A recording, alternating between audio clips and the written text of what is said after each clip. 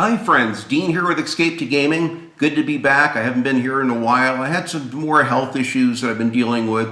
Had a procedure done on my esophagus. I had problems back in 2015 with my stomach and my esophagus. They kind of recurring problems, so my voice had been pretty blown out for a few weeks, and it's not 100% yet, but it's okay. I can at least vlog. So thank you for your patience, and just spending time with my wife, trying to take care of her. She's still going through her impact problems with her concussion and all that. So she's much better. Thank you for the concerns and a lot of the goodwill that I've gotten from the community towards that. I appreciate it. I hadn't even been to my game store, God, in several weeks, maybe a few months. I don't know how long it's been. In fact, I went there yesterday for the first time in quite a bit. I had like a $20 credit there I've had forever. I just gave me an excuse to go in and maybe look and pick up a game or two. So I did find something that I liked. They were pretty picked over naturally, but as I'm kind of winding down with the collection, it's not as imperative that I hit every thrift store and game thing. I mean, I'm satisfied with where I'm at, actually. There's a couple games I really would like bad, but you know, I'll get to them in time. I have patience. As one of the advantages of being an older gamer is that you develop a supreme sense of patience. You can wait months or years for something, and you don't feel as anxious, like you got to have it, you know. When you're younger, you just get that impetuous, you know, obsessions that you got to have something because you see someone else on social media that has it. Now you're hell-bent to get it. You don't care what it costs, and, you know. So another reason why I'm off from social media is that, and that's going to kind of tie into this topic I'm going to talk about today, which is I've been taking notes for a while. I've got a couple of pages of notes here, and I thought that I would kind of go over them as far as avoiding the pitfalls of game collecting, especially today, as it's very different collecting games today than it was, let's say, a decade or so ago. I've been on YouTube. I just had my 10th year anniversary last September. God, it's been almost a year ago. I'm almost approaching 11 years now. So it's given me a lot of pause to kind of think and remember why I collected and to look at the things that have been consistent over the last 10 years that I've stayed true and stayed, you know, right on target with my collecting. I bought a few games that I didn't, or got a few games that I wasn't crazy about, and just recently I went through and kind of streamlined the collection, and just a few here and there that I knew that I probably would never play, and I don't even know why I got them. I thought they might be interesting because I like their art style or something, but I took a strong look at all of them, and I said, you know, most of these I'm happy with, 99% of them. There's just a few here and there that I took out. Siberia was one on the original Xbox. Kind of a beautiful, I like the art direction quite a bit in it, but it's a strange kind of a point and click adventure kind of a deal, and they had a second one, I believe. It looked neat. I liked reviews of it early on. Oh, I'll get that one. So I saw it one day and bought it kind of impulsively, but I took it back to the game store and sold it, traded it in towards credit, because it's just not something I could realistically see myself enjoying, as it has a very clunky interface on the original Xbox versus a PC version or whatever. But I don't have much in the way of pickups. I just have like 2 items actually, which is fine. It kind of shows you how I'm kind of winding down. But I do have a bunch of notes, and I'll go over that here. I'll show you real quickly what I got. Now, this we pre-ordered maybe a year ago, a long time ago. When, in fact, it was this first week that it had come.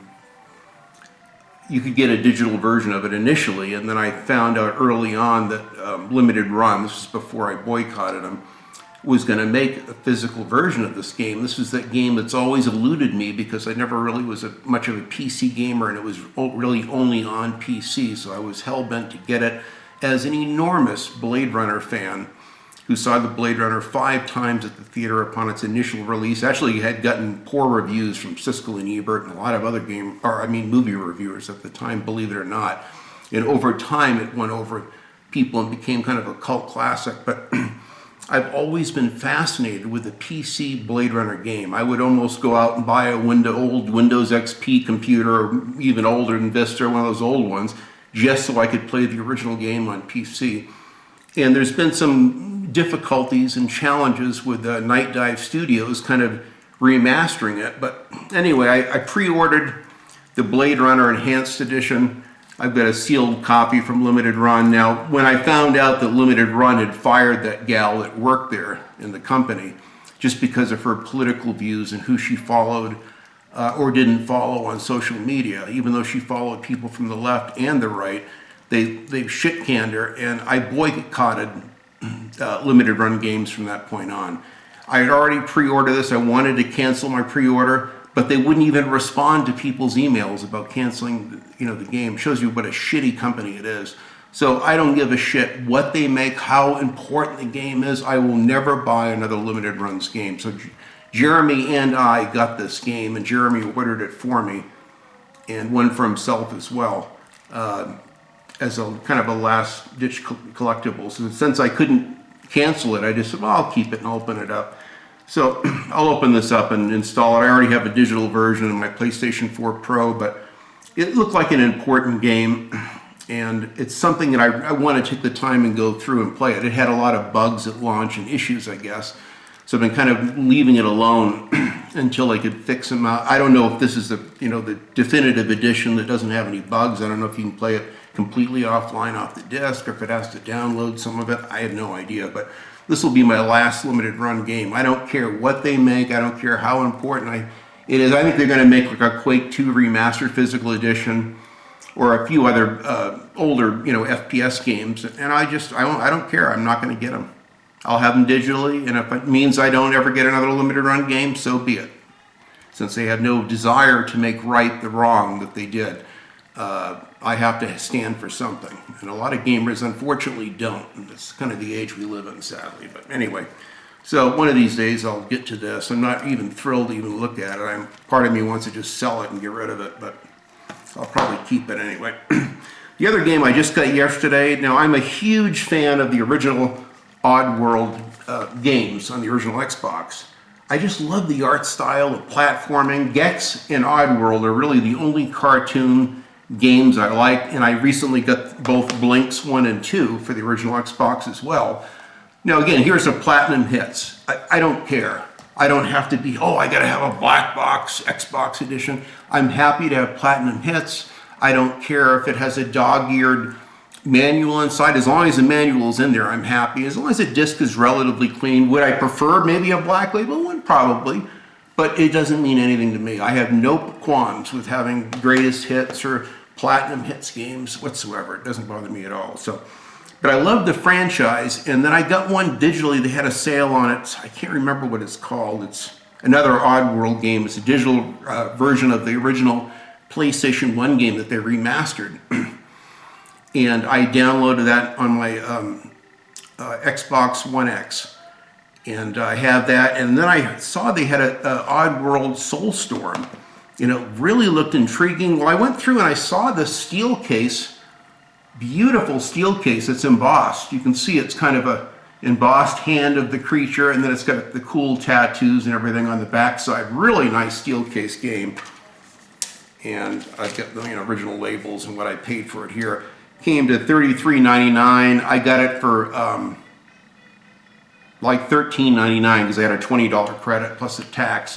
But here's the Soulstorm thing. I just kind of stuck the price on the inside for now. But I'm going to download this probably later today on my Xbox One X. But the graphics on this really looked amazing. Just beautiful graphics. It's a really nice looking platformer, very vibrant, very intricate, detailed kind of worlds and world building in this. So as a fan of the Oddworld games, it's one of the few kind of cartoon, type games that I like. Some of the Rayman ones, Legends and stuff, I like too, just because they are fun platformers. But anyway, so that's it. That's really all I've gotten. It shows you that I've slowed way down with my collecting. There are two games. My friend Jeremy had told me about them yesterday, and I saw them at my game store, and they're complete, really perfect editions of, what is it? It was Overlord 1 and 2 on the Xbox 360. So I called my game store up after I watched a couple game reviews of them to kind of see what it was. And they're really cool. You control these little minions that raise hell. It's kind of a very cool premise. I like the art style on that. It still holds up well today, I think. So I called them up. They're going to hold them each. They're like $9.99 each. So for $20, I'll get both of those games, mint condition, complete booklets, everything. So Tuesday after work, I'll go by and pick those up. And that's really like the last thing I'm going to be picking up for quite a while. I pretty much got what I want for the moment, at least. But anyway, I got a list of a few things. I got a few random games I pulled just so I could use them as talking points. And I'll kind of refer to this list off and on. I kind of labeled it, avoid the pitfalls of collecting. And these are some of the pitfalls, the negative side of collecting. There are many reasons why we collect things in general. Some people, when I was a kid, we collected baseball cards or bottle caps or marbles. When I was a real young kid in like grade school, we collected marbles and we'd trade marbles and play with marbles and stuff like that. Hot Wheels we'd trade to and Matchbox cars, stuff like that.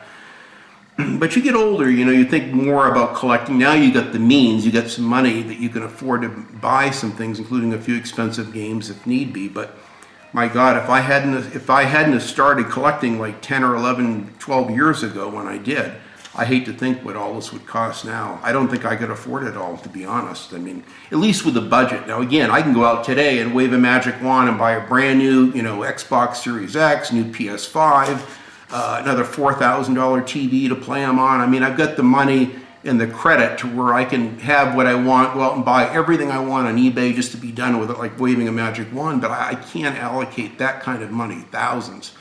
I just a year or so ago spent like $1,000 just on strategy guides. I had some side jobs I did that were over and above my 5% of my income. So as it was something special, my wife says, go ahead and get something for yourself, So I said, all right, I'll concentrate on strategy guides. And believe it or not, $1,000 didn't really get me a hell of a lot. I mean, some of the guides were up to $75 I bought. Many were $20, $35, $15.99, that kind of thing. So your money doesn't go as far collecting as it used to. But anyway, this is some of the points I'm going to kind of get to and kind of cautionary points I would point out about collecting, especially today. You really should have a budget for collecting. You don't want to not pay your car payment or your car insurance or rent or cut way back and eating top ramen for weeks just so you can squeeze out a couple more games. I think it's a mistake. You really should have a budget for gaming. For me, it's 5% of just my income, my net income, not even my gross. And so it's not very much money, but it's enough. Each month I can get myself a couple games or a Blu-ray or something like that. And then maybe once a year I can get a console or something. Special, kind of above and beyond. I'm waiting to do that now. I'm anxious to get a PS5 and eventually a Series X. It'll probably be the last consoles I'll get. They just lowered the price down $50 on the PS5 to $450, so very tempting. But anyway, I'll probably finance that through Best Buy just to minimize my expenditures going out each month and pay it off with zero interest like I usually do. So one is having a budget for collecting. Games are very expensive now. I mean, a lot of these games, buying them now, I mean, you might have been able to get this for $2.99 10 years ago. There's millions of them. Now this might cost you $20. I don't know. I haven't looked online to see what Red Dead Redemption costs, or Manhunt 2 is getting expensive. This is one you just don't see that often anymore, and getting a complete clean copy of this with the original manual and everything is getting expensive. I even have the rare strategy guide for this, and it's going up in price too. So thank God when I got these, I think I paid like $8 for this when I bought. I think it was like $7.99 if I remember right. Other games like Roadkill. Now this is one of the few that I have for the original Xbox and the PS2. My absolute favorite games, and I don't have too many of them, but the real good ones I love very much, because initially I had pre-ordered this for the PlayStation 2 and played it all the way through. And so eventually the Xbox version I think looks a little bit better. So I bought the Xbox version. I have one of each. On games that are my favorites, I don't mind having one of each. So I got this, Red Faction. This was the FPS game that kind of made me get away from third-person shooters and made me love first-person shooters, which I did not like initially. Some of the PlayStation 1 first-person shooter games I wasn't thrilled about. They were kind of claustrophobic. I just didn't mesh well with me. I like to see my character within the environment. But this Red Faction changed all this. Again, now here's the greatest hits. Would it be nice to have the regular black label PS2? Probably, but I don't care. I'm just as happy with this. I don't feel the need to go back through and sell this and get the black label one. As long as the manual and the disc is in good shape, that's really all I care about, because you've got to be realistic with your collecting. If your thing is to get only mint games that have 0 dimples in the case, and everything have the booklet inside has to be absolutely pristine and flawless, and a disc with 0 scratches or fingerprints or dust or anything. I mean, if you're going to be that obsessive, it's going to cost you some serious fucking money. I mean, a lot of money.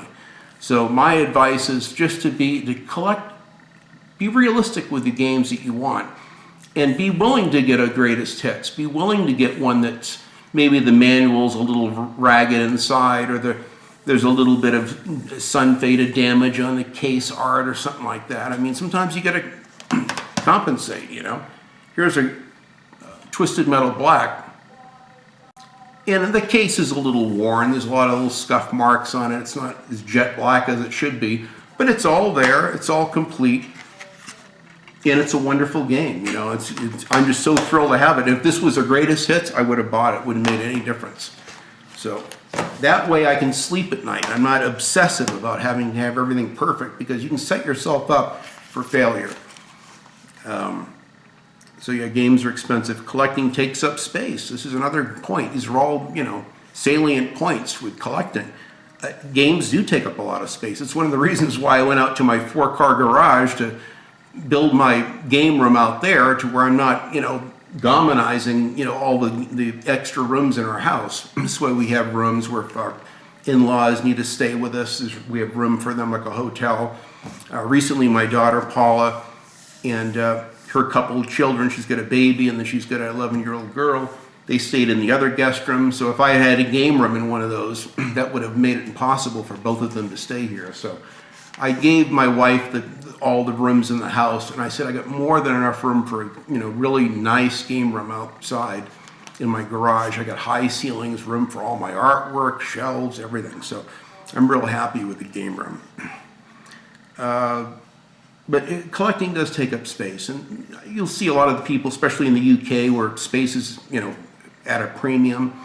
They have to think about the realities of physical space and what it takes up. You know, bookcases and stuff take up a lot of room, and games, even these PlayStation, you know, DVD case games, can take up a lot of space.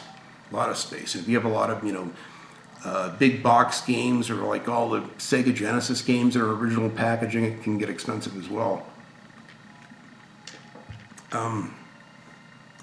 Collecting for every system. Some people, they start off collecting, they go right away, I gotta collect the Sega Genesis and the Super NES. Don't forget the NES, and they feel like they've got to collect for the 3DO, every system, every handheld, because they see all these, you know, very lush game collections online on YouTube. Everyone's got these over-the-top collections, and they feel, well, I got to have the same thing. So they go nuts when they go out, and they'll spend hundreds of dollars. Hundreds of dollars won't get you. You could spend $600 at the game store, and you might come back with 20 games. You know, I mean, who knows? It just depends on what you're going after. But if you're trying to keep up with the Joneses on social media, and that's why I got out of Twitter, you know, got away from Twitter, got away from Facebook, and all of the Instagram. You know, even though I have an Instagram, I think that's still up, but I never use it.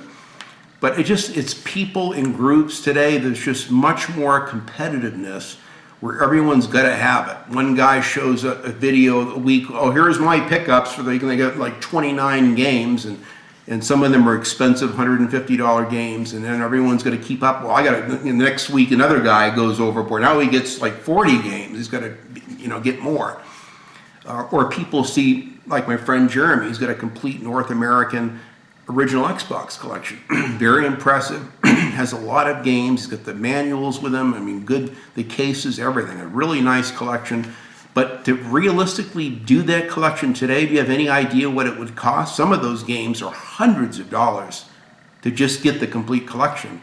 So you're going to complete Barbie games and these sports games and all this crap just so you can say, oh, I have a complete Wii U collection, or a complete, you know, Xbox collection, or PlayStation 2 collection, which would be a lot of games. I think there's quite a few PS2 games.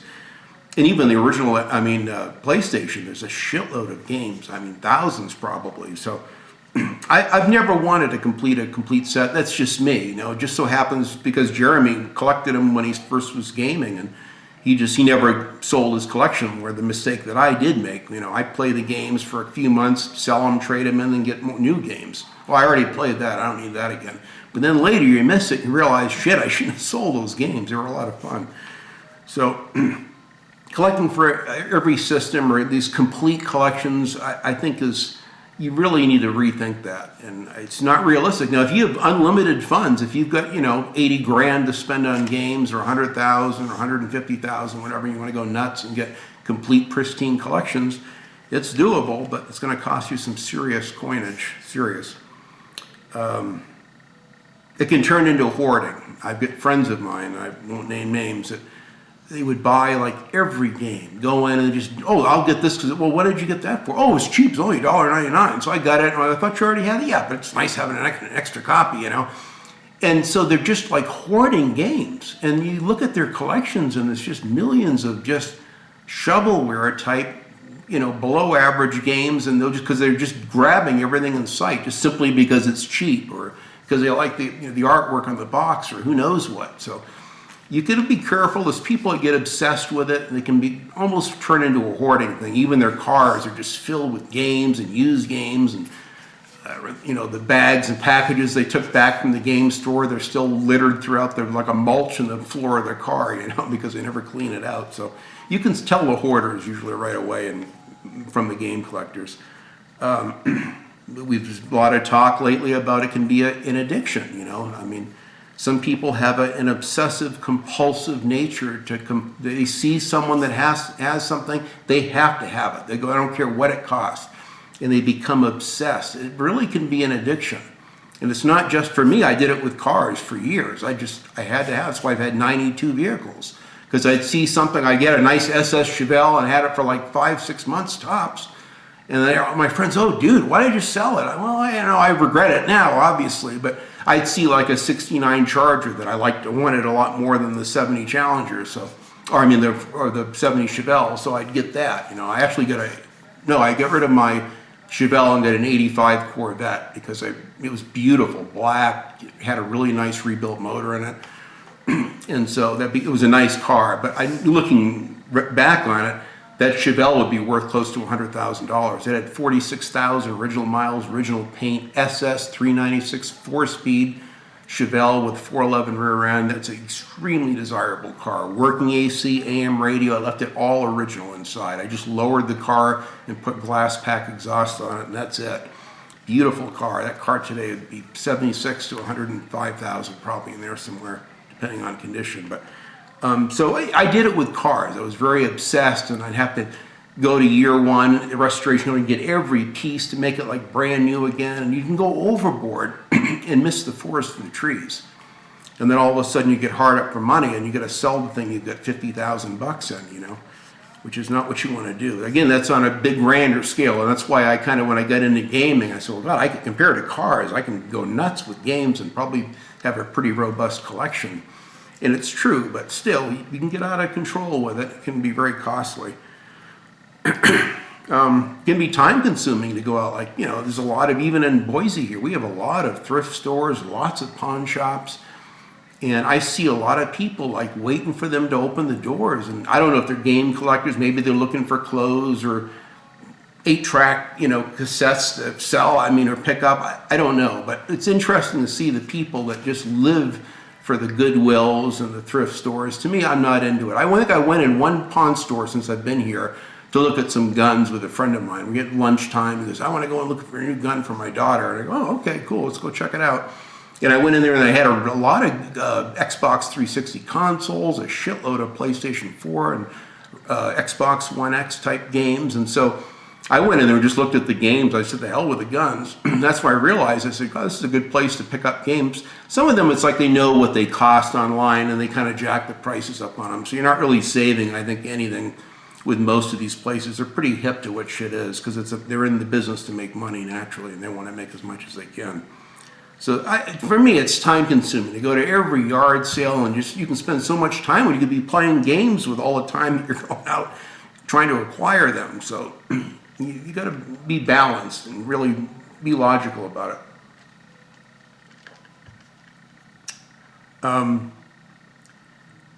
This reselling bug, this is something that really bothers me about gaming today, is have this Phoenix reseller dude, and I have other friends, which I won't mention. Some of them I like their channels, but they like the reselling a little too much. And people they're going, so you get enough collectors out just wiping out everything in sight to where that's why supply and demand is the law of the land, especially in America here. And the more demand there is for something, the more the price shoots up. So when everyone sees a game that they gotta have, then that price just goes right through the roof. And that's a problem we have. So now on top of the game collectors, if that's bad enough that you're competing with all, and now you're competing with resellers that are just doing it just for the greed, just to make a buck. So they'll go out and they'll buy these games. They might buy 4 copies of this dirt cheap somewhere so they can sell them on eBay for 45, 50 bucks each. You know, it's all about money to them. And so so now when I go to my game store, I look around and I say, are these real gamers or are they just resellers trying to strip this place of everything that's valuable so they can make money off it? That's the sad part of it. And it's funny how some of these people defend reselling on YouTube. I'm just amazed. I won't mention the channels, but there's a couple nicer channels, even some that I've subscribed to and like, that I lost a lot of respect for them as they were rationalizing reselling and all the reasons to kind of defending them, you know. And lately there's just been this big bug with everyone's like, oh, I'm selling my collection, you know, that RJ85 guy or whatever his name is. I'm not a big fan of him, but you know, he's like a retro collector or whatever. He's been on YouTube for quite a while. I've seen 4 or 5 of his videos, I think. And my friend Jeremy said, oh, check this out. And he had a thing about him selling his whole collection to that Phoenix reseller for all people. So he's just like, you know, fueling the problem right there.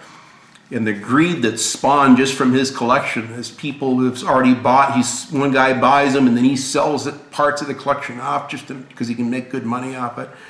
And it's just like a shark frenzy. There's like some chum that you're throwing out there in the back of the boat in the ocean, and all of a sudden, next thing you know, you got like 29 sharks just circling, looking for something more to eat than just the chum. So that's my problem with it, is it just creates, okay, we already got enough competition trying to go after the games that we want. Now you've got the resellers on top of it. So it's just greed. I don't like the greed of it, you know. I mean, so I have a couple friends that they'll buy games or get them at Goodwill. They got them dirt cheap. They know they can put them on eBay and probably double their money. And they say, oh, Dean, I use that to kind of fund the collection that I really want, so that way I can buy the $40 and $50 games. Whatever. I go, okay, that makes sense, I guess.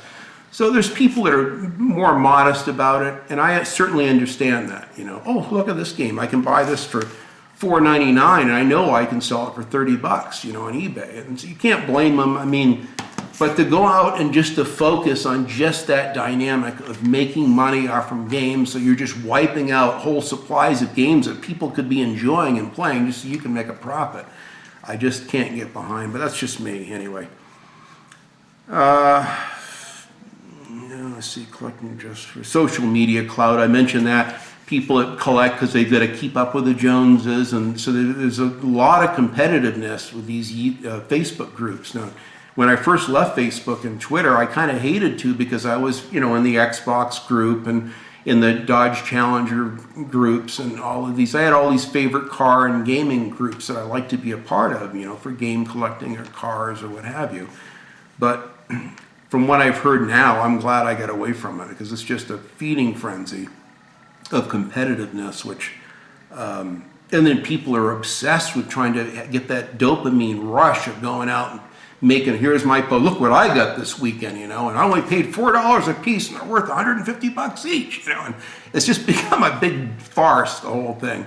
And you don't know whether they're making it up. For all you know, they didn't pay that much, you know, or they're just, or the games are so scratched up they won't even play. But here, I got the game though, that's all that matters. You see that case, the game disc could be cracked, and a million scratches on it. You know, it's ridden with gonorrhea, God knows what, but the main thing is he's got it to show in his picture on Facebook or whatever. It's just, it's a joke. I'm so glad I got away from social media. I really am. It's just a circus, a freeloading circus. the complete set obsessions. I won't name names, but I know plenty of people over the years that they see Jeremy's collection on for the original Xbox, and they go, oh wow, I got to have a complete collection. So they actually went out and they're just buying at lunch every day, every fucking game that they can get for the original Xbox. Doesn't matter whether it's good, they don't care if it's scratched up, if it's missing the manual. I have the game, that's all that matters. I can show this game and part of my collection, It's now I get 1,100 original Xbox games or whatever. And it's crazy that people take it to extremes, and they're doing it just to be competitive and to try to get that dopamine hit of getting everyone liking their post. Oh wow, I've got 150 likes on my post, It's a joke. When you pull back and see social media for what it is, it's just a big cesspool circus, it really is. And I put here a point: prioritize the games you're really committed to playing and owning for your collection. This was really the mission statement for my collecting games back in 2011 or 12, around there. I kind of really focused on okay, that's it. I'm not selling any more games, not trading in any more games. I'm going to just get the games that I like. And so this is the original Red Dead Redemption that I pre-ordered, as is this strategy guide. I pre-ordered this too. So these were my originals. I started playing, I got 3 hours into this last night on my Xbox One X in 4K. It just looks amazing. I just was so enthralled, and I'm so happy to be replaying this again. I was going to wait, and I'm still going to get the physical copy that's on the PlayStation 4 that's coming out, because I want more options to play this. I can play it on the Xbox One X or a Series X. I can play it on the PlayStation 4 or 5 or PS4 Pro. And so I just like having it. It's not even on PC yet, so the more copies you have of this I think is a good thing. And the PS4 Pro version of this is actually better than the Xbox One X version of it, or Series X version, as I did.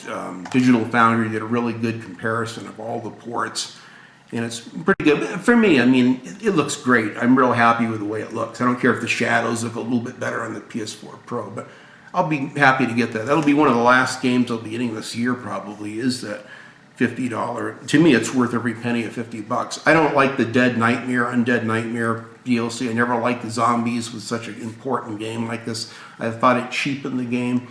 So I don't even care about having the DLC. I bought all the DLC for this but the zombies thing. And I realized last night I had all the golden guns and all the outfits and the war horse and all that stuff in here. So I've just really relished going back into this last night. It was just almost a religious experience. Really nice, really quality time. But getting back to my points, prioritizing the games you're going after. And that's kind of what I did when I started off. I got a little PlayStation 2 again. I've got a few now, but I got a little one of those slim models for $40 at my Dimple store.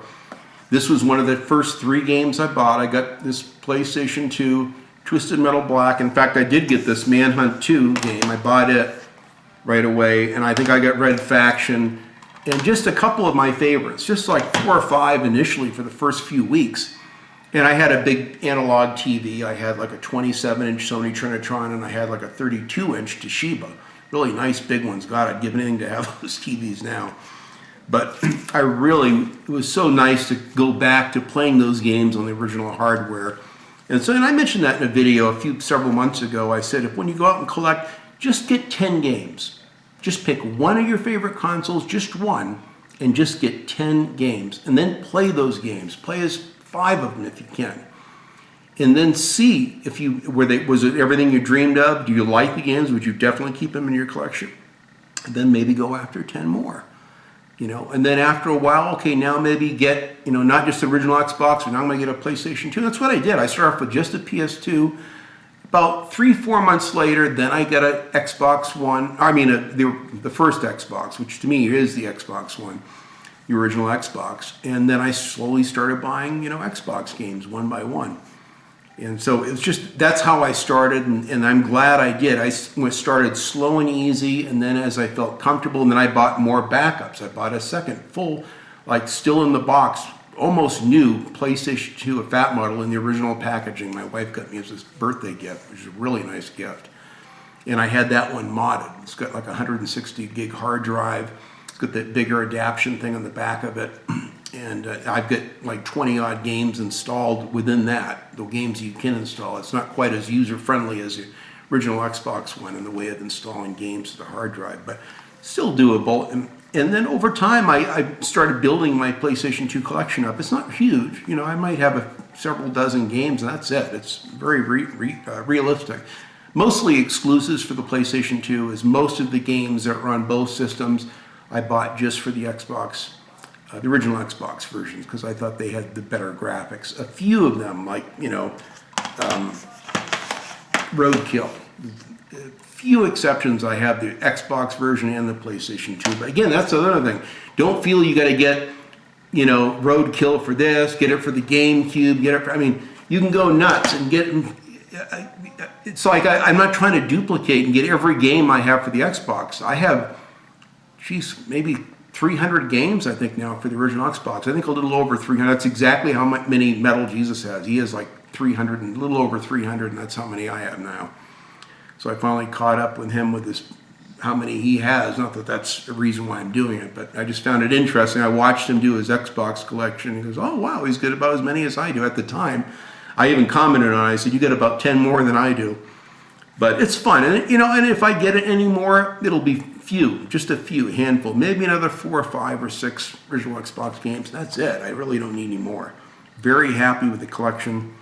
And I've got almost that many Xbox 360 games, maybe between 260 and 300. I never really count them. I don't care about that. I don't keep an app that keep track of how valuable my whole collection is. I don't care about that. I don't want to know. Because then he'll be tempted to sell, oh, wow, I got 56 grand in this. I could sell it, make money, and go out and buy a new Corvette. You know, I mean, I don't think that way. I have no desire to sell these. Once I buy them, they're mine. I don't care about the resale value. I'm going to rip this plastic off as violently as I can and then never go back to a sealed game again, because that's what I like. I just want to enjoy the games. I buy them for me. You know, if I die, you know, a couple years from now, my wife, I've already instructed her, here's 2 people you contact and you can sell the collection. They'll give you a fair price for it. Because that's all it's good for. It's gonna be, she's not gonna care about it. You think my daughter wants it? She doesn't care about that. I mean, her husband games, but they're into the modern, you know, online gaming and all that stuff. They don't care about all this old stuff. Okay, what else? I mentioned the absurd kind of focus on just, no, it's the guy, this Mr. Right Way, or whatever his name is on YouTube. Really nice black guy. He's one of my favorite newer YouTubers I've discovered. Kind of reminds me of, you know, Radical Reggie in a way. But he loves the PlayStation. He's got a real passion for going after, and he's going after like all these greatest hits. That's his thing, is to get every PlayStation greatest hits PS2 game, PlayStation 1 with the green greatest hits. He's going after all of the even PlayStation 3 and 4 greatest hits games and having a collection just of greatest hits, which is very unique. I mean, there's not many people that I can think of that would go after something like that. But I like the fact that he goes after, and he knows a lot of the same game stores that I do in LA. So when he visits LA, he's like, you know, going in there and combing through the same stores I used to go through. So I enjoy his content. Really a likable guy. I watched one of his podcasts one night with him, a few other gamers. It was quite enjoyable. But they had some good points on collecting too. But I mean, some people are obsessed. My friend Cameron of Industrial Gamer, he doesn't like the greatest hits. I asked him, I said, what kind of games are you going after? I'll pick them up. Oh, get these, but make sure they're the black case games, Dean, you know. So that's all he wanted, was just the original Xbox games that have, you know, the original black labels. He didn't want any greatest hits. I said, that's okay. I'll see if I can find something that's original like that. So, I mean, everyone has their way of looking at it. And, you know, I mean, he's someone that's very anal retentive about how his collection looks. He's so, you know, I respect him for it. His room is nice and neat. He wants his collection all looking clean and pristine and matching. And I understand that. I validate those kind of, I wish if I had my druthers, I probably would do something similar, but for me, I got to be realistic with the money. Money doesn't grow on trees, and I can't throw it away at my age, so I got to make the most of it. So if it means getting a greatest hits or getting something with a ruffled up, you know, wrinkly water damage manual, so be it. You know, I'm not too fussy about it. Having a realistic end goal. This is another big one for me. And that's why I finally went through recently and rewrote all my notes and really looked at a hard look at all the games I had listed that I'm going after. Do I really want this? And a couple of them, not too many, but there were maybe 5 or 6. I said, you know what? I don't need this. Now, there were actually about a half a dozen that I had wanted badly, but I've decided not to go after because they're well over $100 now, or $150 and up. It's like I wanted original Mountain Dew, original Xbox, but man, they're like $500, $600 now. When it was $130, yeah, I was all for getting one. So now I've crossed it off my list. It's sad. I can afford one. I can go out and buy one on eBay tonight, but I can't rationalize spending that kind of money. You know, I'd rather get a PS5 for $500 or $600, you know, and a couple games for it. So you got to take a hard look at it, and don't be afraid to say, you know what, as much as I really would love to have this, don't obsess over it. Just say, you know what, I can't realistically buy it at that price, and just, you know, just cross it off the list. You can watch a Let's Play of it and get it out of your system if need be, but to me, I've had to do that when a lot of games I really would love to have. And it's sad that I can't afford them because now they're super collectible and everyone's fighting over them on eBay. I just cross them off the list. I have to. I can't rationalize spending that kind of money for them.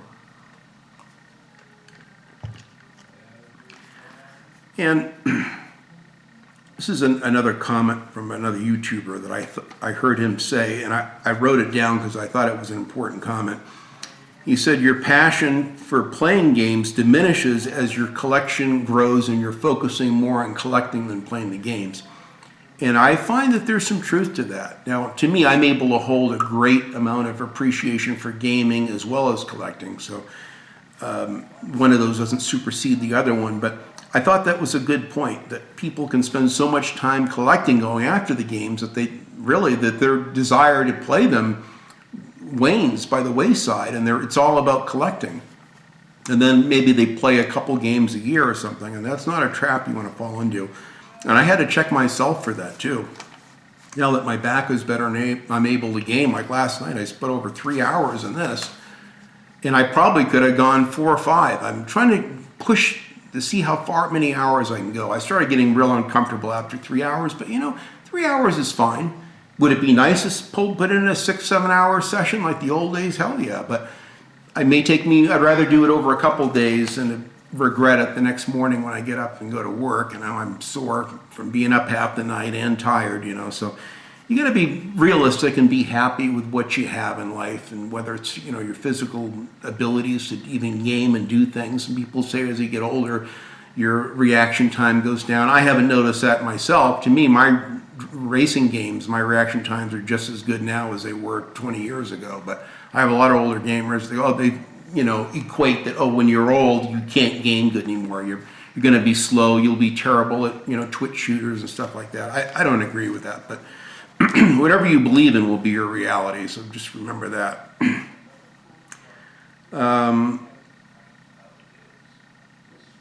This is a problem that I wrote this note down because this is something that I've wrestled with over the years, especially now, is that you can collect so many games that you can literally become overwhelmed by choice. You've got so fucking many, you become immobilized by the indecision. It's like, my God, I want to play this. Because I was like this. I was like, you know, I saw this and I wanted to play it because they've been talking so much about it. And I've watched a couple of reviews of the new remastered one. Like, man, now I really want to play this. Because I've recently got the new one, and I just acquired the strategy guide for Red Dead Redemption 2.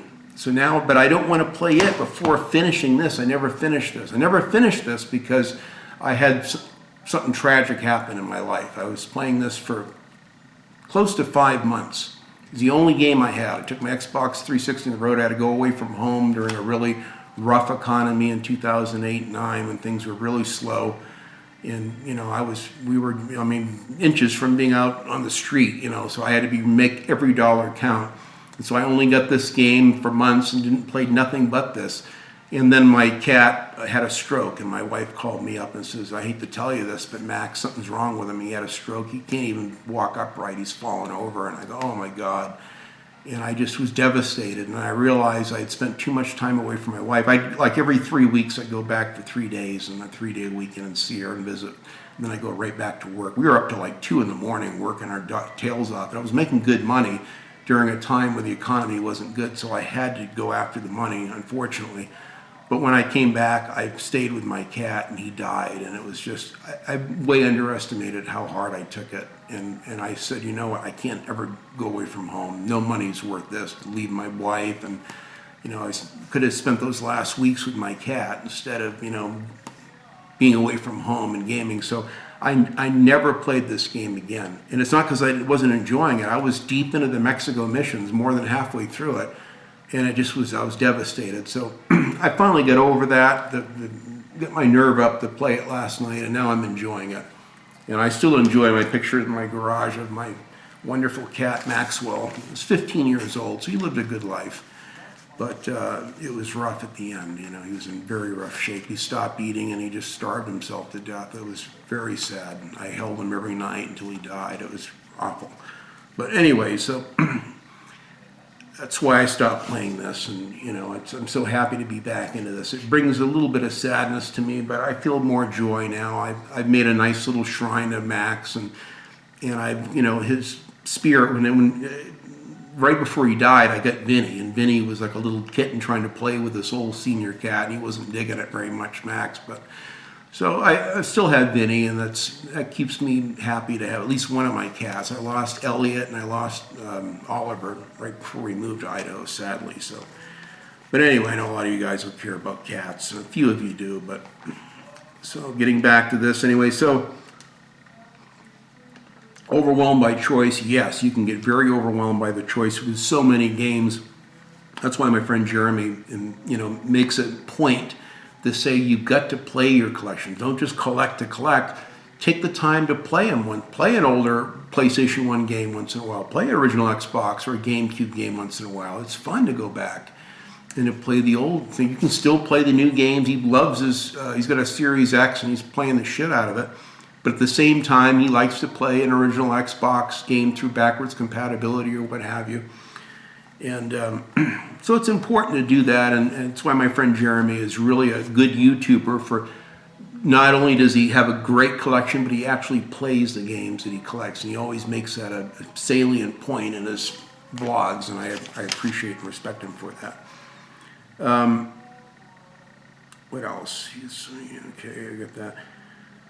You can focus on games like right now, I'd say original Xbox games are still somewhat affordable for the most part. PlayStation games are going up though, surprisingly, even though I prefer the original Xbox games over them. They're getting pricey. You can still get a good deal on Xbox 360 and on PlayStation 3 games.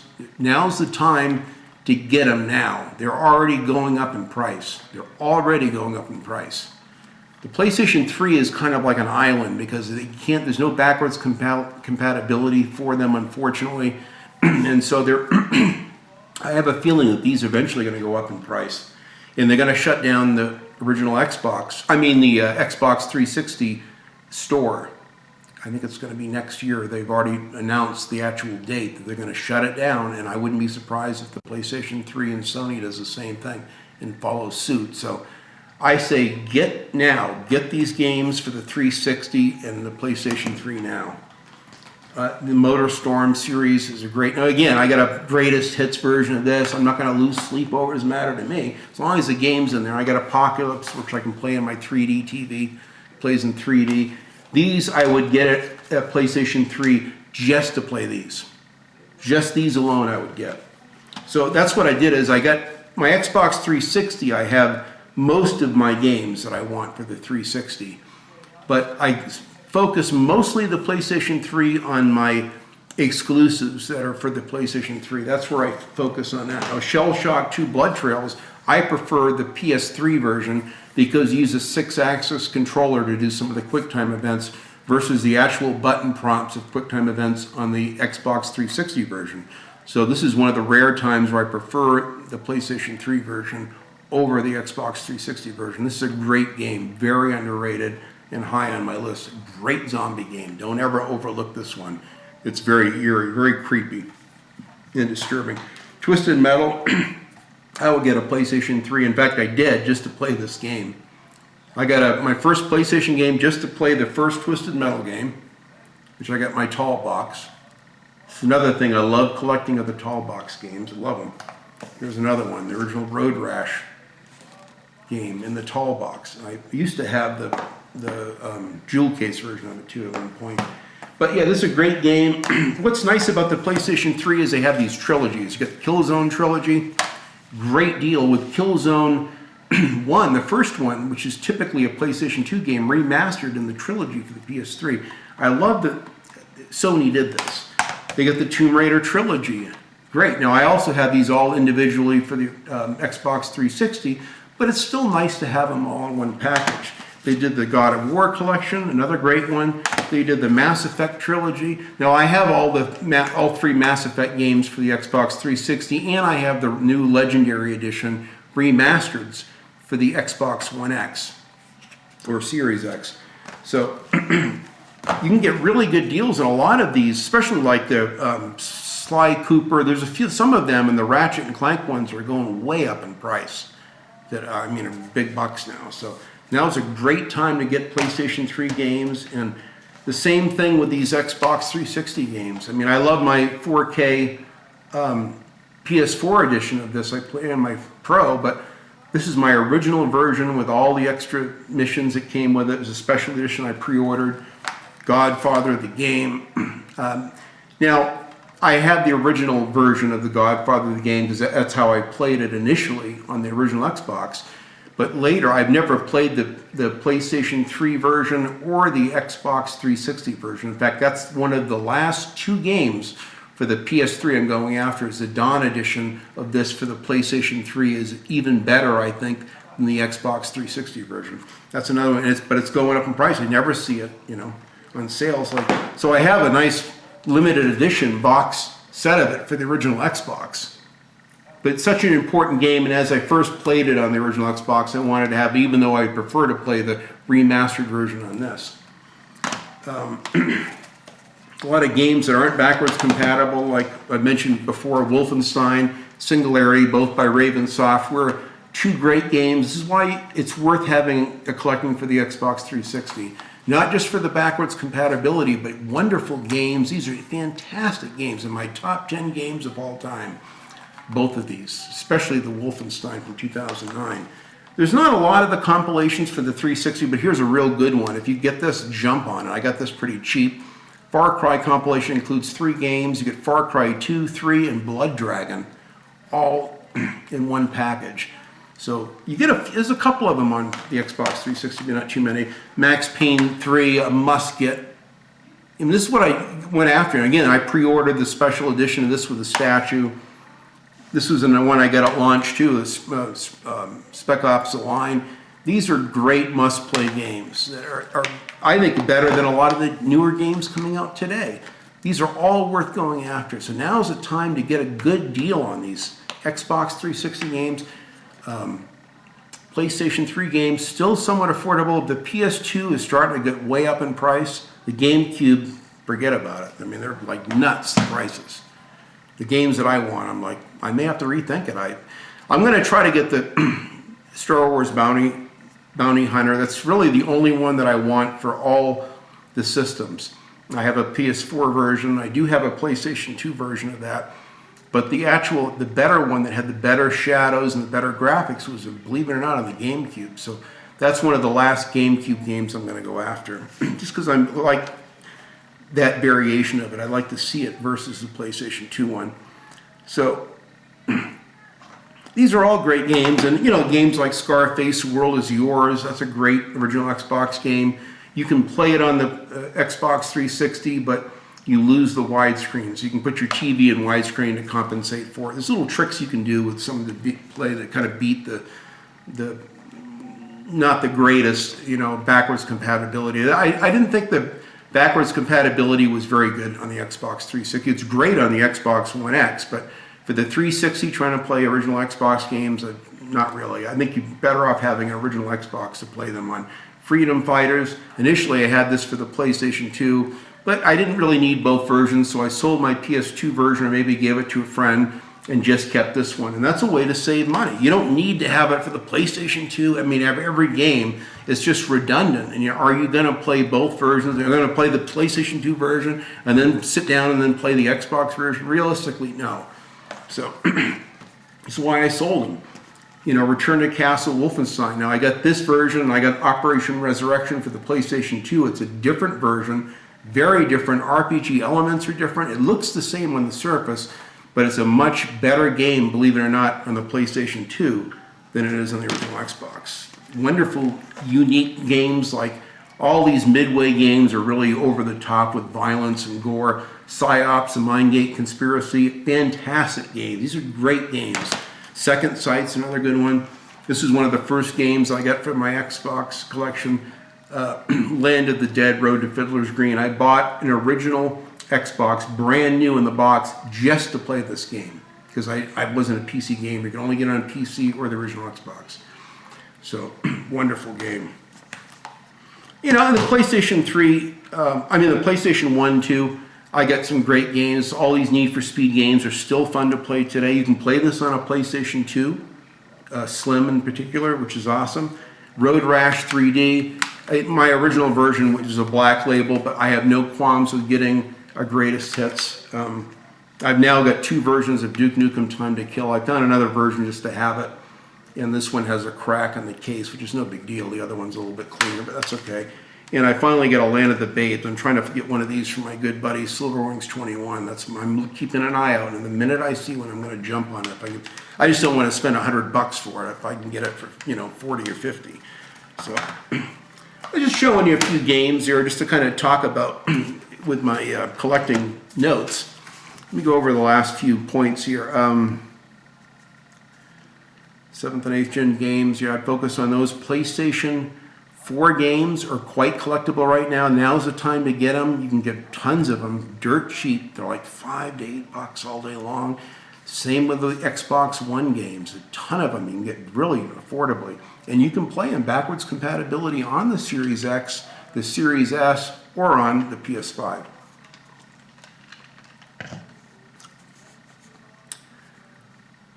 In my thing too, I measure twice and cut once with your collecting. This is something that's important. Early on, I went through a list and I really made a thought long and hard about all the games that I used to have.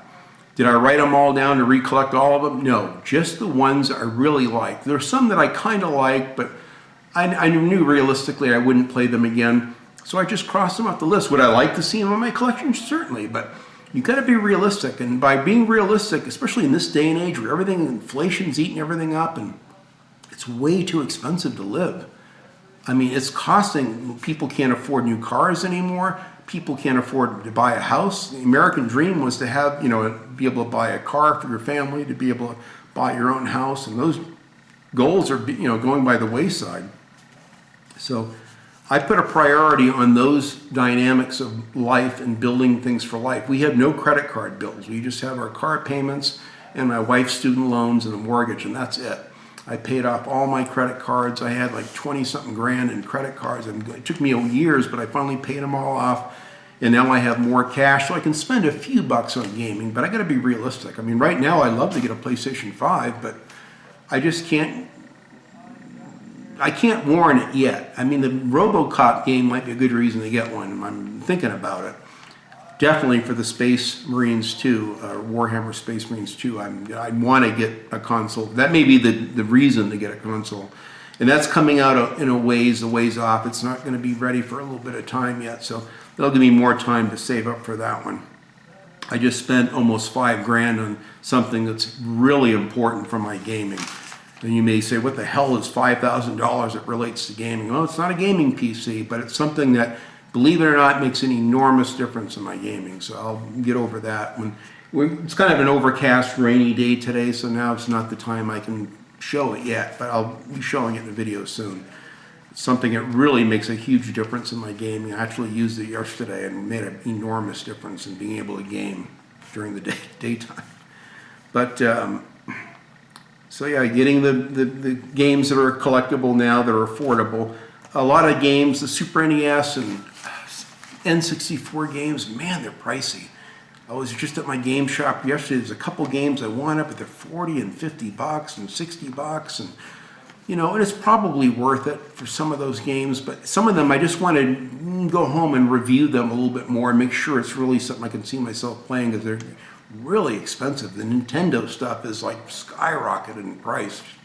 Crazy expensive. GameCube stuff, and even I like to get another GameCube with a progressive scan port in the back so I can put the component cables and all that in, but man, it's getting like very pricey. You're gonna really think twice about whether, do you really need that? Should I really validate spending that much money? It's just not warranted for me personally, but so yeah, just measure twice and cut once. Really plan out your collection and then try to stick to your plan. Don't go nuts and get things outside of your thing unless you really think you're gonna enjoy it or it's worth the money. Create a list and keep it in your phone. That's what I do. I've got my phone. Let me see if I can reach it. The phone right here, ironically. I'll pull it up real quick and show you. I've got, here's my games list here. So, there's all my games. There I've got, I think it's for the GameCube and Genesis. And here I've got the PlayStation 2 and N64 and PS3. There's just a few games, but I keep these in my phone. I take pictures of the notepads that I write, and then I take pictures of them, and I update this every few weeks as I get new games, so that way I can show that they're crossed off. And I keep the phone with me, so I can just pull my phone out, zip my list up, zoom in to where I can see it good with my old man glasses on. That's what I did yesterday, and I went lovingly through every PlayStation 2 game, every original Xbox game. They had like nothing that was on my list. There actually was 2 Tony Hawk games, and I put them back. They were about 10 bucks each, reasonable. But I really wanted this more, so I spent the money on this instead because I love this Oddworld game. This is a beautiful steelbook that I really wanted for the collection, so I went ahead and got it. But, you know, and you got to kind of pick and choose to be reasonable with it. Don't feel you got to go out and spend hundreds every time you go out. Sometimes you just go out and I'll get a game. And it feels nice. You get a little micro dopamine hit off it, and it's enough to kind of get you home that day and have a good time, you know. But when you go overboard, you just have regrets. Like, fuck, I just spent $250 on 3 games or, you know, 5 games. And is it really worth it? You know, and you usually will feel that regret if you spend too much, and that's why I just measure twice and cut once. Keeping the list, I mentioned that one. You can measure up your collection by other big YouTubers' collections. Just because Metal Jesus has a, you know, this and that, and a complete this and that, and big box PC collection, and he's got a very impressive collection, but it's, you know, in arcade games and one-up arcade machines. I mean, you can go nuts with all of this shit, you know, and gaming signs and original neon and collecting consoles and controllers, and you got to be crazy to go overboard unless you've got like deep pockets. It's just, to me, it's just not worth it. Don't be afraid, at another point, don't be afraid to research games online. I'll look at games. I looked at 2 games, Overlord 1 and 2 yesterday. I was tempted to get them because the box art looked really cool on both of them. But I said, I don't know what kind of games they are. So I went home and I sent Jeremy a text. Have you played this? What do you think about it? Oh, and he said, dude, you can control these little minions. It's really cool, you know. And then he gave me a link to a video review. And so I watched that. And then I watched another one on the second game. And they go, oh, okay, that's something I can see myself in. So I called my VIP game store up. Do you have them? They're complete. And they're like, okay, good. Hold them for me. And after work Monday, or not Mondays, Monday's a holiday, but Tuesday, and I'll go ahead and pick those up. So it's great. They hold them for me, and he gives me a good deal on them. I'm usually happy with the prices he has. I rarely feel the need to grind them down on stuff. But nostalgia is a big pull for collecting. I mean, really, older gamers like me, I mean, now, just because I grew up with the C64 doesn't mean I want to find a Commodore 64 and get an analog monitor and TV to play it and then worry about whether these old magnetic floppy disks are going to work or not after all these years, or cassette tapes or whatever. It's something that, I mean, I think in fact I have a Commodore 64 emulator in my original modded Xbox, and it has a pretty good array of some Commodore 64 games. It has like Airborne Rangers and some of my favorites, but it doesn't have My Silent Service that I liked and a lot of the other ones. But, you know, I mean, I can always emulate those down the road, but to me, to find an original working, you know, Commodore 64, it's not realistic. The Panasonic 3DO is another console. It's the one console that I've wanted since it first came out that I really would love to have, and maybe just like 6 to 10 games for it, and that's it. Maybe someday, if it's affordable and I could find a good deal on a handful of games and a good working console, if you could find one, a good one, it may be expensive, I might get it, but it's a luxury. Realistically, I can play a lot of those on the original PlayStation, so I'm not too worried about it. I got to be realistic with the money. I've only got so much time left. I mean, realistically, can I even get to 1/10 of the games I have? Say I was retiring tomorrow, I'd be lucky to play, you know, 1/5 of these games, let alone 1/10 of them or half of them. But it's nice knowing that they're there for me to enjoy. Just seeing them brings back a lot of memories. Just seeing the strategy guide, you're reading through it like I did last night, and it just brings back a flood of memories that were good gaming memories. It seemed like it was just yesterday, but it's been quite a while now since these games came out. I can't believe how fast the time goes by.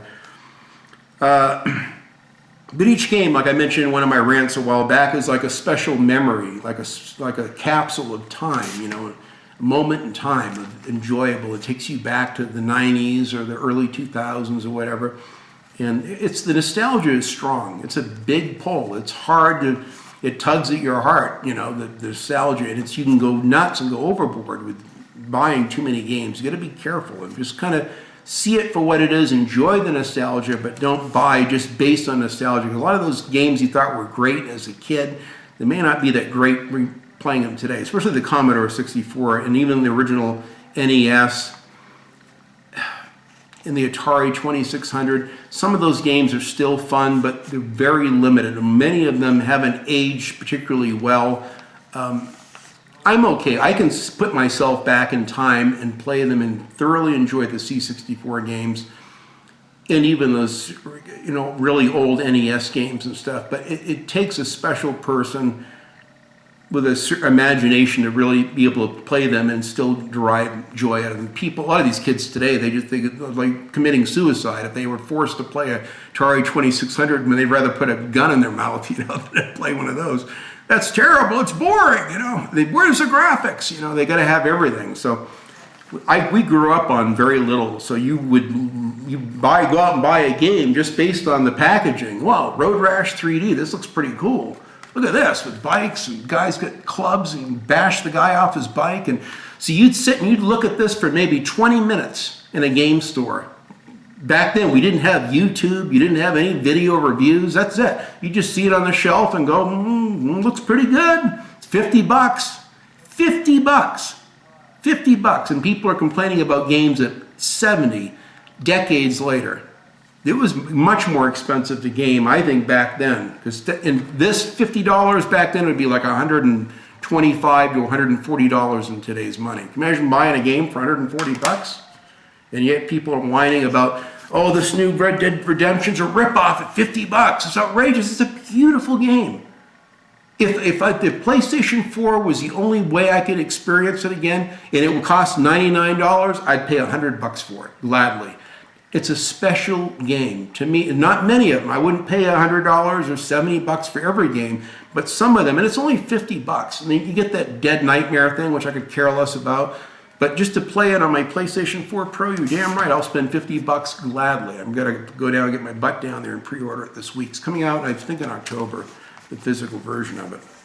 I think it's open for pre-orders now, I believe. You can get it digitally, of course, as well. But for the time being, via the Xbox One X backwards compatibility, this is amazing. It really looks good. And it makes me look forward to the PlayStation version of it coming out soon. That's pretty much it. I would kind of mention a point here about inflation because money is so expensive right now and it doesn't stretch as far as it used to. This is not the most ideal time to be delving into an over-the-top game collection, you really got to be careful with your money, more now than ever before. This government, this administration has tanked and gutted the economy. Our oil independence, everything. I don't want to get in a political rant, but things are not better than the last, mean tweet president we had. As frustrating as, the last president was in many ways. He's definitely an egotist and all that. I completely understand. But the bottom line is the economy was a hell of a lot better. And I had a hell of a lot more money for cars, gasoline, to get the games as well as to buy them, a few years ago than I do now. Now, I swear, everything is like double. I go to the grocery store and spend $30 and come home with like 5 items. I mean, it's outrageous how expensive shit is. It's just crazy. So we've been on a tight budget. I stopped going out to eat. We were going out once a month, twice a month for, a long time now, and we stopped doing that. We go out now like once every 3 months. It's just too expensive. I can't go out and rationalize spending $80 at a meal and a couple of drinks. It's just, I can't do it, It's crazy. So especially now, you really have to have a tempered expectations with gaming. Don't go nuts with your collecting. I mean, that's why I just got the one game yesterday. I had dozens of them I could have bought, but I can't. I've got to just spend a little less right now. It's just tough times. I went nuts but it took me all summer to save up to buy this expensive, almost $5,000 I paid for it. But you'll see it's very cool. And it ties in with the Blade Runner, ironically. I'll show you the tie-in to the Blade Runner when the time comes on another video and the weather's a little bit nicer. But anyway, again, don't be a perfectionist when collecting either. I can't get it. The manual's got a dog-eared bent corner on it. I want it perfect. I want it to look like no one's even touched it. I want to have it graded, for Christ's sakes. It's ridiculous. I mean, it's just unrealistic. If you will kill yourself if you're a perfectionist and you want nothing but, my friend loves sealed games. Again, I don't want to take anything away from someone who can afford it, who's responsible and can go after sealed games or perfect mint games. If you can do that and you can swing it, you can rationalize it, good for you, more power to you. But I'm just telling for the average person out there, a game collector that might consider getting into retro gaming or something, or even collecting modern games, it's expensive. Really think about it. Think twice and, cut once kind of on all this stuff. Streamlining your consoles too is another good point. Now, I mean, people say, "Oh, Dean, do you have a Game Boy Advance? Do you have, your 3DO or what's it called? The 3DS. I've got a 3DS XL that someone gifted me a long time ago with 4 games. It's a UK version, unfortunately, so I can't buy local games. I can go online and buy some PAL games for it, play more. And I took it to Maui with me when we went to Maui. Poor Maui. That's another, I'm going to do a long rant about that. That's another interesting story I can't get into right now, but I've got a lot to show on that and a lot to talk about. But I did take it to Maui. I did enjoy it on the plane, on the way there and the way back. Once I got to Maui, I don't think I picked it up once. I'm not there to play handheld games. But it was nice to have something I could bring with me on the plane for a 7-hour flight. It definitely was nice to have. But for me to go out and collect, a PSP, and then collect for the Vita, and this handheld and that handheld, I mean, now I'm spending thousands on that. Will I ever use it? Why would I sit and play a handheld when I can go and watch it on a big $4,000 television and play it on a big screen? It just, to me, I don't understand the fascination with handhelds. When you're a kid in school, we like those little Mattel football games and basketball, little handheld games we play for Mattel back in the late 70s. I thought those were cool as hell. But I mean, just now that I'm older, I just don't have, I can't see the little tiny things. To me, playing on even a Switch, it's like, unless it's in the docking thing where you can play it on the TV, I just don't get the attraction. But there's people that love their handhelds. If you can afford it, and on top of collecting for all the consoles and collect for another 5 or more, handhelds too, I mean, it's a lot of money. Just again, pick 1 or 2 consoles and just collect for them. And then give that a chance and see how you feel after a year of doing that. Then maybe add a GameCube Or go maybe a Wii U. Go out and start a Wii U collection. You know, if you can, those are going up in price. Wii games are still affordable, but you know they're probably going up in price too. I mean, there's a lot of games that are just they're all creeping up there. So let me see if there's any other points I got left. I wrote a lot of notes. Not all of them need to be gone over, but there are a lot of good points I kind of thought of. You know, it's like I like to take the time and kind of reflect about a topic, and then I'll take notes on it.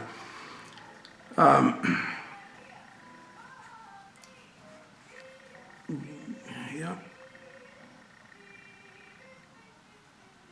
There's a point I just saw, ironically, a video today from Peter Dorr. I've always enjoyed him. He's a really pleasant retro game collector, and he makes really solid content. He's got a good channel, really nice demeanor about him, and he made a couple really good points on a similar kind of topic to this, which ironically I just happened to see it on a day that, and he had mentioned that a lot of expensive and rare games aren't necessarily fun. Just because someone's got a $185 game that they bought doesn't mean that it's fun. They may be paying that because it's a rare shovelware game, you know, and that's just what it costs because someone has to have it to complete their complete collections. But it doesn't always equate to it. That means it's $180 worth of fun. Be realistic with games and don't be afraid to go on, you know, look online and watch some Let's Plays or game reviews or whatever. But I thought that was a good point, Lisa. Just because they're expensive and rare doesn't mean that they're going to be fun to play. So you got to really weigh that out. There's a lot of games that are dirt cheap that you could have a hell of a good time with. I mean, you can go out and get a copy of GTA 3 for the PlayStation 2 for peanuts and have a great time, a really good time. You know, or you can get a digital version on the PlayStation Store of some of those games as well. The Definitive Edition are quite good. They're really good. I'd highly recommend the GTA Trilogy Definitive Edition. Yes, they had a lot of problems at launch, but once they fixed all the bugs, Rockstar really went in, rolled their sleeves up, and they got through and cleaned up all of those issues. Hundreds, like over 200 fixes, and they really cleaned the game up. It's a much better looking game. I like it much better than the original versions now. It's hard for me to go back and play the controller configurations of the driving controls and stuff. It's much better on the new one with the weapon wheel and the radio wheel and all of that stuff. So these are all good points. I had one last point was,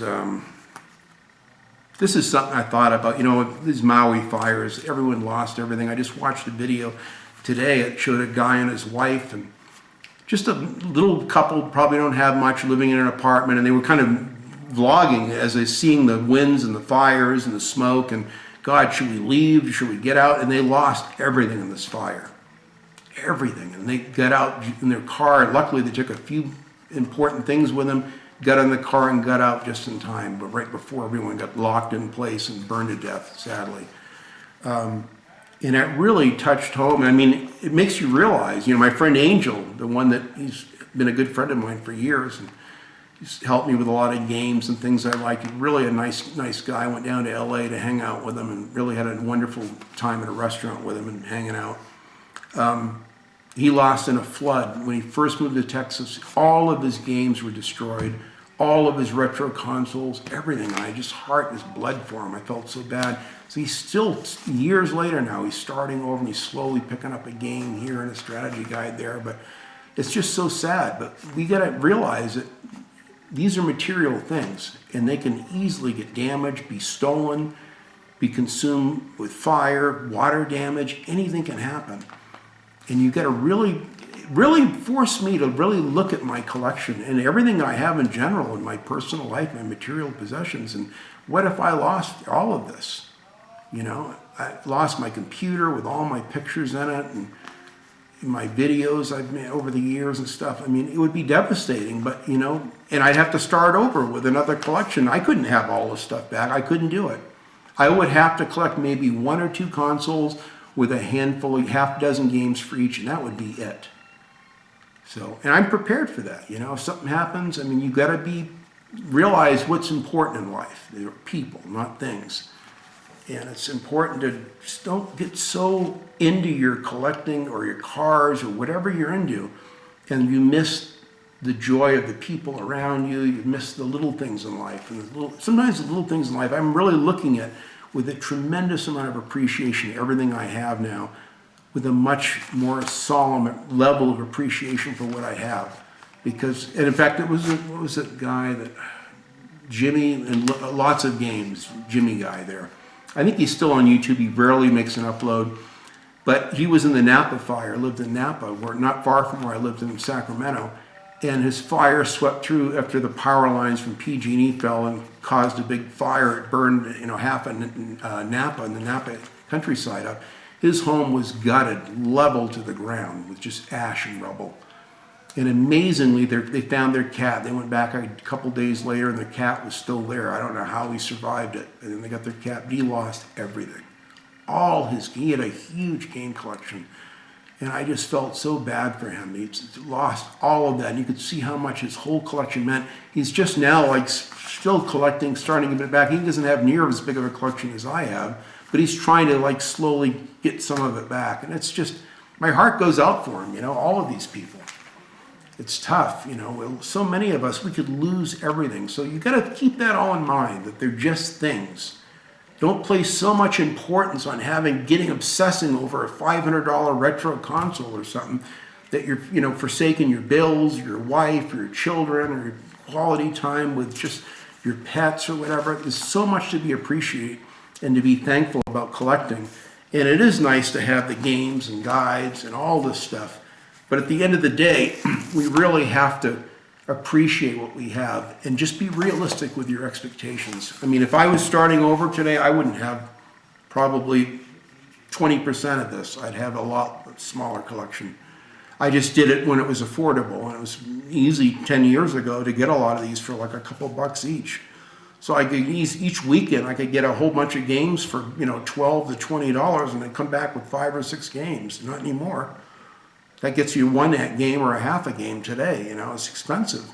So, be realistic and keep, have your expectations set on what you're committed to having and what the games you think would really bring joy to your life, as far as looking at them, enjoying them on the shelf, or playing them, because that's really what this is all about. So thank you so much for watching, guys. I really appreciate you sitting through a long-ass blog like this. I just wanted to sit and do a nice long, kind of like a podcast, a long vlog, and let me know how you enjoyed it. I love reading the comments. I really do appreciate it. So thank you so much for watching, and enjoy your games and your game collections. See you guys.